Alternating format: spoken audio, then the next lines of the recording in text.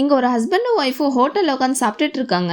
அங்க ஒருத்தன் வந்து அவனோட ஒய்ஃப் கூட டான்ஸ் ஆடலாமான்னு கேக்குறான். இந்த பொண்ணோட ஹஸ்பண்ட் உடனே கோவப்படுறான். உன் மனசுல நீ என்ன நினைச்சிட்டு இருக்க, இது என்னோட ஒய்ஃப்னு சொல்றான். அவன் இவங்கிட்ட நீ உன்னோட ஒய்ஃபை என் கூட டான்ஸ் ஆட அனுப்பினா நான் உனக்கு நிறைய காசு தரேன்னு சொல்றான். இந்த பொண்ணோட ஹஸ்பண்ட் அவங்கிட்ட காசு வேணாம் ஒண்ணு வேணாம், நீ ஃபர்ஸ்ட் இங்க இருந்து போன்னு சொல்றான். அப்பவும் அவன் இங்க இருந்து போகாம நான் இந்த அழகான பொண்ணு கூட டின்னர் சாப்பிடலாமான்னு கேக்குறான். உங்க டேபிள்ல பாருங்க விலை கம்மியான சாப்பாடு தான் இருக்கு, நான் உங்களுக்கு இன்னும் விலை அதிகமான சாப்பாடு வாங்கி தருவேன்னு சொல்றான். இந்த பொண்ணோட ஹஸ்பண்ட் அவன் மேல கோவப்பட்டு அவனை அடிக்க போறான். இவனோட ஒய்ஃப் அவங்க கிட்ட கோவப்படாதீங்க, ஒரு டான்ஸ் தானே ஆடிட்டு வரேன்னு சொல்றா.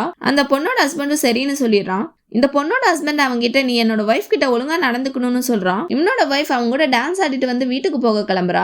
அப்ப அவன் அந்த பொண்ணோட ஹஸ்பண்ட் கிட்ட நான் உனக்கு இன்னும் நிறைய காசு தரேன், உன்னோட ஒய்ஃப் என் கூட ஒன் டே அனுப்புறியான்னு கேக்குறான். இந்த பொண்ணோட ஹஸ்பண்ட் உடனே அவன் மேல ரொம்ப கோவப்படுறான். அவன் அந்த பொண்ணோட ஹஸ்பண்ட் கிட்ட நான் கொடுக்குற காசை வச்சு நீ ராஜா மாதிரி வாழலாம்னு சொல்றான். அந்த பொண்ணோட ஹஸ்பண்ட் அவங்க கிட்ட உங்ககிட்ட இருக்க காசை வச்சு நீ என்ன வேணா வாங்கலாம், ஆனா நீ என்ன வாங்க முடியாதுன்னு சொல்லிட்டு அங்கிருந்து போயிடுறான். இந்த பொண்ணு வீட்டுக்கு போனதும் அவளோட ஸ்லிப்பர் பிஞ்சு போயிடுது. இந்த பொண்ணு அவளோட ஹஸ்பண்ட் கிட்ட என்கிட்ட இந்த கடைசி ஸ்லிப்பரும் இதுதான், இதுவும் பிஞ்சு போச்சுன்னு ஃபீல் பண்ணி சொல்றா. இவளோட ஹஸ்பண்ட் இவகிட்ட நம்ம புது ஸ்லிப்பர் வாங்கிக்கலாம், நான் உனக்கு இது மாதிரி 1000 ஸ்லிப்பர்ஸ் வாங்கி தரேன்னு சொல்றான். என்னோட வைஃப் அவங்கிட்ட நம்மளால வாங்க முடியுமான்னு தெரியலன்னு சொல்றா.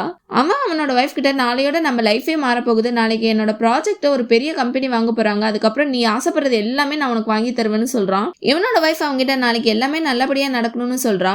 அப்ப அவனோட ஹவுஸ் ஓனர் அங்க வரான். அவன் இவங்கிட்ட நாளைக்கு நீ வாடகை தரலன்னா வீட்டை காலி பண்ணிட்டு போயிருன்னு சொல்றான். இவன் அடுத்த நாள் கம்பெனிக்கு போய் அவனோட ப்ராஜெக்ட் பத்தி சொல்றான். அவங்களுக்கும் இவனோட ப்ராஜெக்ட் ரொம்ப பிடிச்சிருக்கு.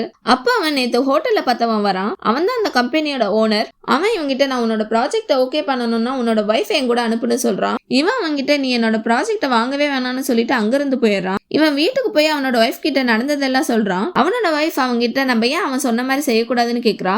இவன் அவனோட வைஃப் கிட்ட காசுக்காக உன்னைய நான் யார்கிட்டயும் விற்க மாட்டேன்னு சொல்றான். இவனோட வைஃப் அவங்கிட்ட அவன் சொல்றதை செஞ்சா நம்ம லைஃப் லாங் ஹாப்பியா இருக்கலாம்னு சொல்றா. இவன் அவனோட வைஃப் கிட்ட அதுக்கப்புறம் நம்மளால நிம்மதியா வாழவே முடியாது, உன் கண்ணை என்னால நேரா பார்க்க கூட முடியாது, நம்ம கிட்ட காசு இல்லைனாலும் சரி நம்ம கிட்ட இருக்க காதலை வச்சு நம்ம வாழலாம்னு சொல்றான்.